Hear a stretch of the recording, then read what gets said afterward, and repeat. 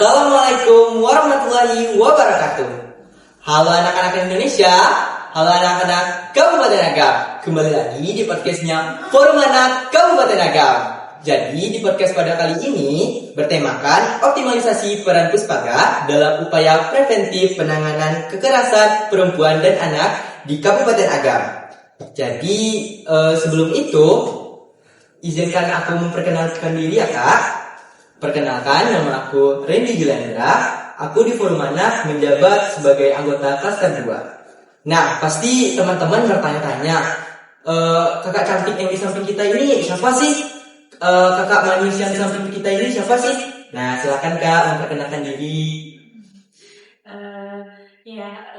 Hai anak-anak Indonesia, perkenalkan nama kakak Kak Arima. Boleh panggilnya Kak Arima aja. Kebetulan kakak dari salah satu konselor di Puspaga Kabupaten Agam. Kalau boleh tahu, kakak selama pengalaman di Puspaga udah ngapain aja sih Kak? Banyak kegiatan ya. Puspaga ini kan terbentuknya di 2021. Banyak kegiatan yang kami lakukan seperti layanan di Puspaga itu ada banyak. Yang itu pertama konseling pernikahan atau konseling perkawinan. Yang kedua ada konseling remaja, ada konseling tentang pola asuh, kemudian ada lagi untuk konseling ayah, ada juga konseling tumbuh kembang anak, kemudian konseling pengasuhan. Oh, berarti kategori konseling itu emang banyak ya Kak? Iya, selain untuk penanganan, kami juga ada pencegahan beberapa kegiatan, juga ada di sekolah. Misalnya waktu itu gabung juga sama Forum Anak 2022, misalnya 2022 itu gabung sama Forum Anak, itu kegiatan di panti asuhan. Kemudian ada juga diundang narasumber untuk memberikan materi tentang pola asuh terkait dengan anak gitu. Oh, gitu. Banyak lah, ada roadshow Tunagari, ada juga kemudian roadshow ke sekolah ketika MPLS kan. Nah, kami itu datang untuk mencanangkan untuk pencegahan kekerasan terhadap perempuan dan anak. Berarti emang kegiatan Puspaga ini banyak banget ya Kak? Iya. Oh, kakak udah makan Kak? Kebetulan udah tadi. Udah, alhamdulillah. Jadi teman-teman di rumah ingin bertanya nih Kak tentang seputar Puspaga, boleh nggak sih Kak aku bertanya-tanya? Boleh. Nah, jadi yang pertama, peran Puspaga Kabupaten Agam buat bantuin keluarga, anak dan perempuan itu sebenarnya ngapain aja sih Kak? Iya, banyak yang tadi untuk Puspaga Kabupaten Agam itu terbuka secara umum untuk menerima konsultasi, kemudian menerima layanan untuk konseling, boleh gitu. Dan itu berlaku baik itu offline maupun yang online-nya.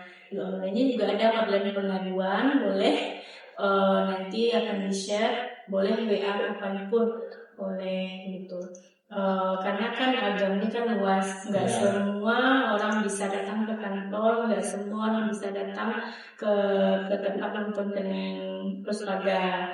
Jadi kami menyediakan untuk via online-nya di WhatsApp untuk bisa konseling melalui telepon aja bisa.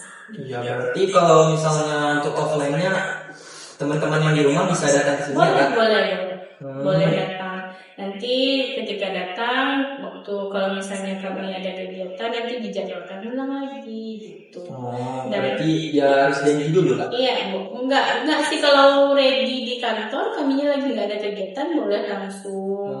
Tapi kalau misalnya lagi ada kegiatan, nanti dijadwalkan ulang lagi gitu kan. Dan Puspaga juga itu bekerja sama dengan pengadilan agama, yaitu untuk mengeluarkan rekomendasi dispensasi kawin namanya.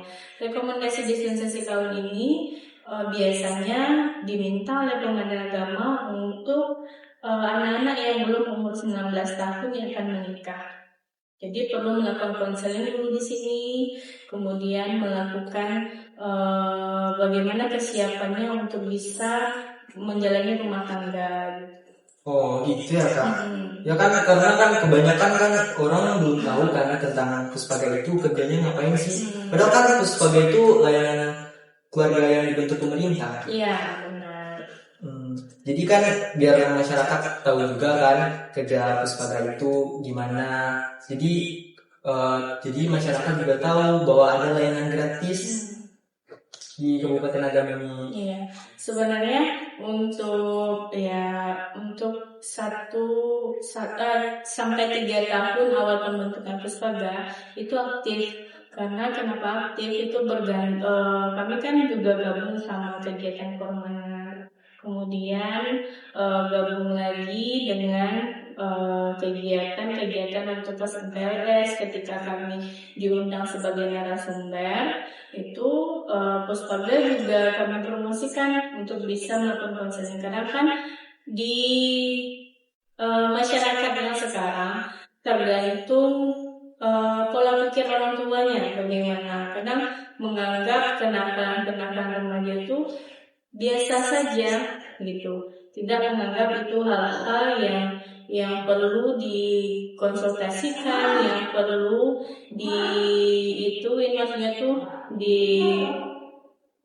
dicegah lah gitu. Agar tidak ada lagi kenakalan-kenakalan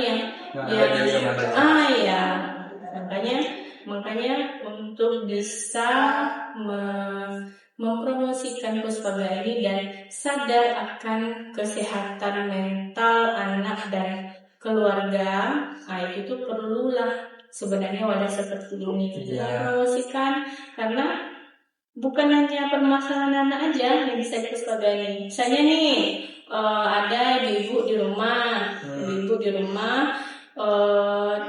terkendala dengan hubungannya dengan bersama suami atau bermasalah dengan apapun lah yang terkait dengan rumah tangga, boleh dikonsultasikan. Tetangga juga boleh Kak? Maksudnya? Kalau ada masalah dengan tetangga. Kalau tetangga tentu berbeda lagi. Puspaga kan. Puspaga itu memang untuk membentuk ketahanan keluarga tadi.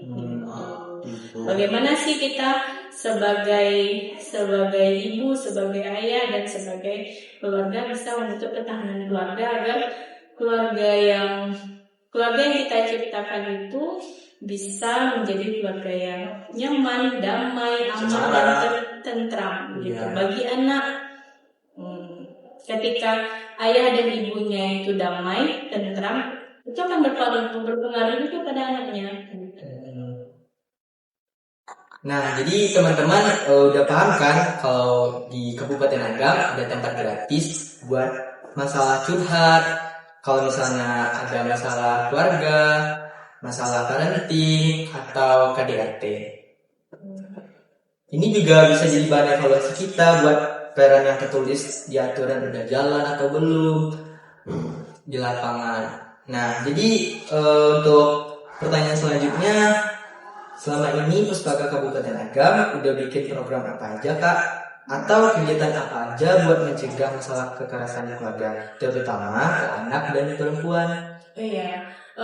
Puspaga itu sudah banyak kegiatannya. Ada Roadshow to Nagari. Roadshow to Nagari itu salah satunya membuka ruang konseling bagi masyarakat di Nagari untuk bisa mengkonsultasikan permasalahan keluarganya, termasuk permasalahan anak.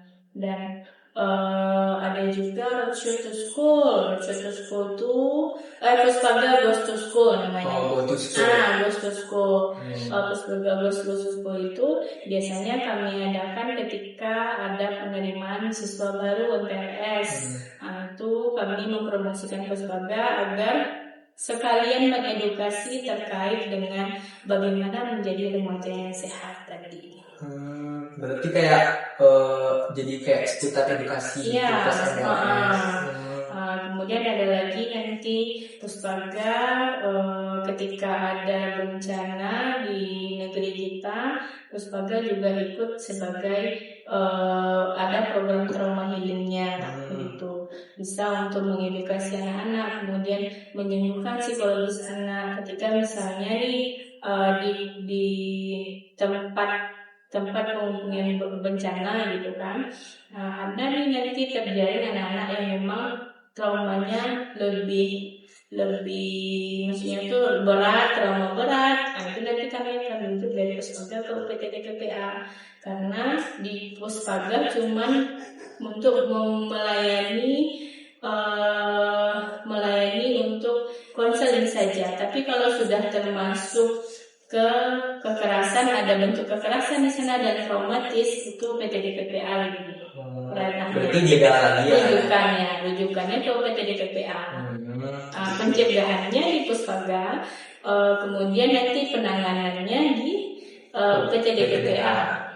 Iya sih Kak, mencegah kan yang lebih mudah daripada kita mengobati. Terus data Komnas Perempuan nunjukin kasus kekerasan tiap tahun naik Kak. Itu gimana sih Kak? Iya, sebenarnya kalau data kekerasan itu kenapa semakin lama tuh semakin naik, itu karena mungkin kesadaran masyarakat udah lebih terbuka untuk bisa melaporkan kasus kekerasan.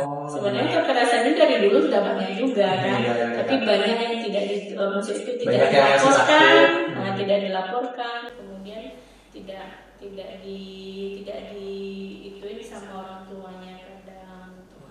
Makanya kalau sekarang pun meningkatnya bukan karena meningkatnya kasus, bukan gitu. Kasus sudah ada dari zaman dulunya. Cuman sekarang orang lebih bisa terbuka mindsetnya untuk bisa melaporkan kasus kekerasan tersebut. Gitu ya. Oke, pertanyaan selanjutnya, kalau udah ada kasus yang korbannya anak atau perempuan, Puspaga Kabupaten Agam biasanya ngelakuin pendampingan kayak gimana Kak? Oh iya, kalau misalnya nih ada nih satu keluarga misalnya dia melakukan konseling misalnya anaknya nakal, kemudian di keluarga pun tidak bisa untuk membentuknya, nanti kami akan lakukan konseling. Nah, ketika nanti bila saat dilakukan konseling udah observasi, ditemukanlah bentuk-bentuk tanda-tanda kekerasan. Misalnya seperti si anak ini kenapa murung, ternyata dia menjadi korban pelecehan seksual, misalnya gitu ya. Nanti dari kami Puspaga merujuk ke UPTD-KPA. Nanti di UPTD-KPA lah penanganan seperti apa. Gitu ya Kak. Korban KDRT atau anak butuh pendampingan psikologis dan hukum, gak bisa dibiayain sendiri kan Kak? Maksudnya? Kalau misalnya korban anak atau korban KDRT kan butuh pendamping psikologis ya kan, gak bisa kayak kita biayain sendiri aja gitu. Puspaga kan seharusnya kan juga bisa jadi tempat aman bagi anak-anak sebelum ke polisi atau rumah sakit. Iya benar. Nah makanya itu tadi Kak bilang kesadaran masyarakat itu untuk mengkonsultasikan anaknya ketika memang ada permasalahan gitu. Kalau memang dari awal memang ada permasalahan, silahkan datang ke Puspaga, yuk kita cari solusinya sama-sama. Mungkin ada hal-hal yang tidak bisa diungkapkan anak di rumah karena berbagai hal lah di permasalahan anak di rumah itu kan bermacam-macam ya. Bermacam-macam, apalagi sekarang Gen Z. Gen Alpha. Ini masuk Gen apa nih? Gen Z Kak. Kalau apa Kak? Gen Z juga. Perubahan dari milenial ke Gen Z. Masih 96 kan? Aturannya kan 96 itu masih gen pokoknya transisi itu antara milenial ke Gen Z. Jadi apalagi di Gen Z sekarang dia lebih tertutup kayaknya ya, lebih ingin menyelesaikan masalahnya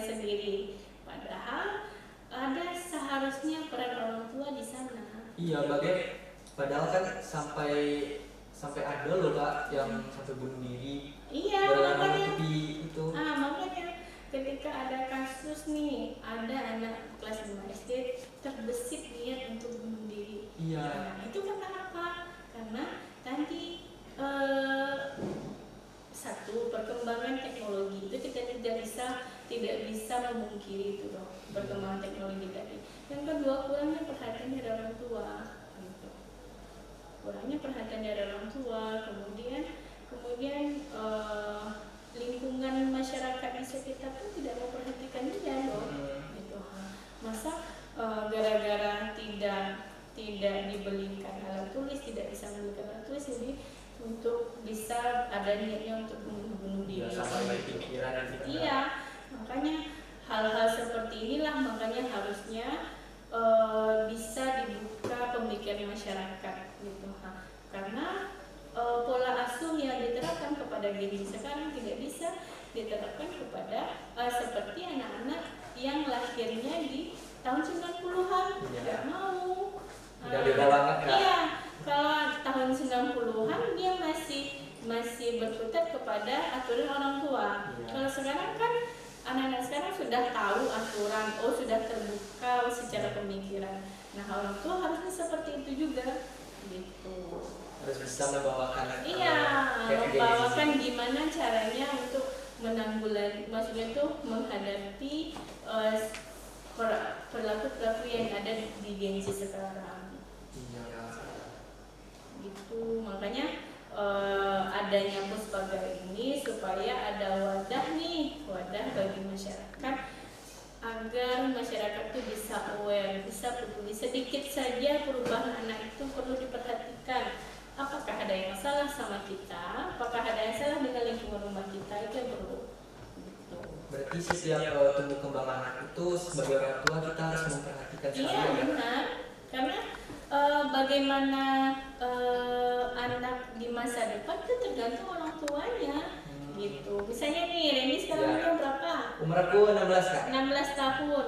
Nah, Randy sekarang itu atas didikan orang tua, atas pembentukan orang tua dari usia Golden Age tadi. Golden Age itu berapa sih? Dari usia 0 sampai 6 tahun. Nah, ketika Golden Age itu tidak berjalan dengan baik, itu nanti akan berdampak ketika SD. Kalau SD kan sudah bergaul dengan lingkungan sosial, gitu kan. Kalau 0 sampai 6 tahun itu masih itunya madrasah pertamanya kan orang tua, masih tidak ada terpengaruh dengan orang lain gitu, dengan lingkungan sosial. Nanti ketika di Golden Age tidak maksimal, itu akan berdampak nanti di masa depan anak gitu. Bahkan mungkin ada yang sampai hilang arah, bahkan sampai jadi preman atau sebagainya macam lain lah kan. Iya, nah hal-hal tersebut juga dipengaruhi dengan usia pernikahan para orang tua gitu. Misalnya dia menikah di usia muda, misalnya di usia 19 tahun atau di usia 20 tahun, itu kan secara psikologis dia belum matang. Secara psikologis dia belum matang untuk bisa mempunyai anak, menghadapi anak, kemudian menghadapi bagaimana sih siklus itu terkait dengan anaknya, belum masalah ekonomi yang lain lah gitu, lingkungan sosial itu masih belum bisa dia untuk memilah bagaimana cara menghadapinya. Kalau usia perkawinan muda gitu. Ya, kalau perkawinan muda itu kan masih pemikirannya belum matang. Iya, makanya ketika nanti anak-anak Indonesia ingin jangan takut permasalahan. Makanya sering kami bilang di Puspaga, jangan takut permasalahan jodoh, rezeki dan maut. Ya, jodoh, rezeki, maut itu sudah diatur oleh Yang Maha Kuasa. Jadi gimana caranya kita untuk mengoptimalkan diri, mengembangkan diri kita, bagaimana bisa kita bermanfaat bagi orang sekitar, bagi diri sendiri, dan bagi negara dan bangsa gitu.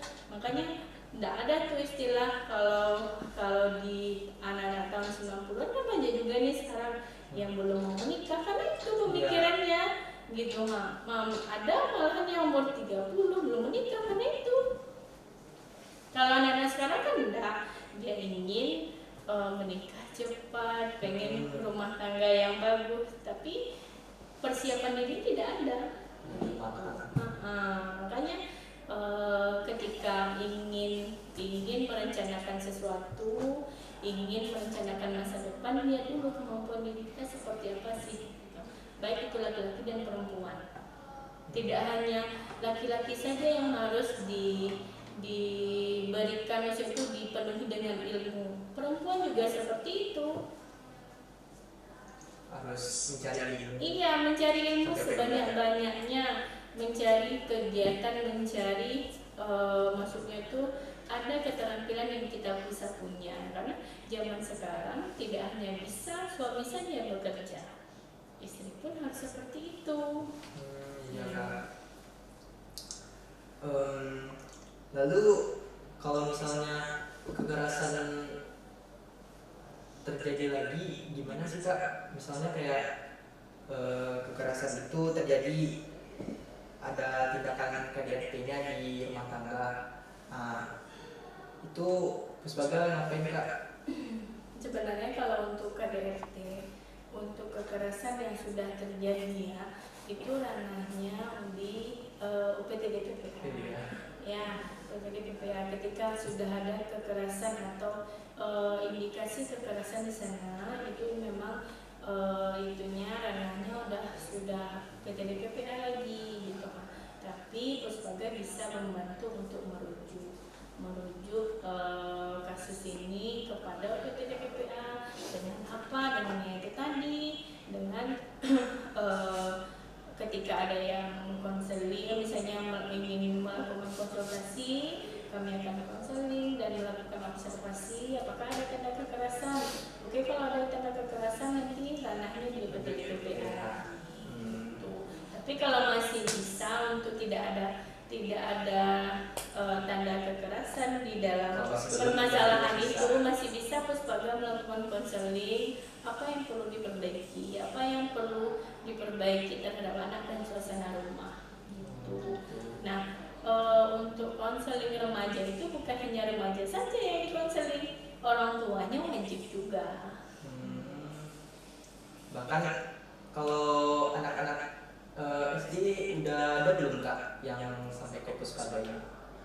SD ya, SD belum. Yang remaja di SMP, SMA udah ada gitu Kak. Di SMP, SMA sudah ada dan sudah banyak juga lah klien Puspaga yang itu. Gitu. Mungkin ini pertanyaan terakhir dari podcast kita pada kali ini. Menutup sudah podcast Forum Anak Kabupaten Agam pada saat ini.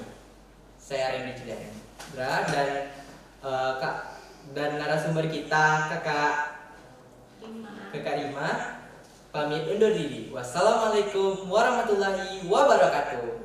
Waalaikumsalam warahmatullahi Dadah.